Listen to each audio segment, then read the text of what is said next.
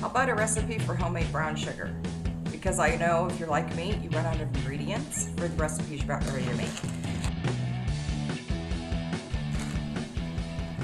I'm going to teach you how to make homemade brown sugar. It's very simple. All it takes is molasses and granulated sugar. So the reason why I had to learn how to do this was because when we were in the military overseas, a lot of times we would run out of ingredients and I had to improvise. So I learned how to make homemade brown sugar. I think the simplest thing is to put your 1 cup of sugar in your food processor, warm up your molasses just a little bit, and then when the food processor is going, you'll pour your 1½ teaspoons in. So for light brown sugar, it's 1½ teaspoons of molasses to 1 cup of sugar.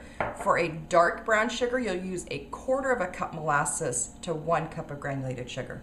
So I think it's simpler once this is warmed and then to pour it in.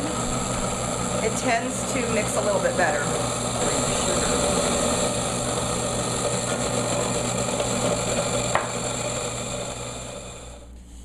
So this is the light brown sugar, which was 1½ teaspoons of molasses and 1 cup of granulated sugar.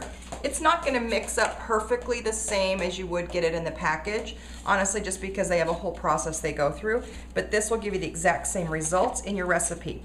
But what I'm going to do is I'm going to turn this into a dark brown sugar really quick so you can see what it looks like. So this is what the light brown sugar looks like. So this is the dark brown sugar, which is 1/4 cup of molasses, just plain old molasses. I warmed it up just a touch, and I'm pouring it into the top of my processor.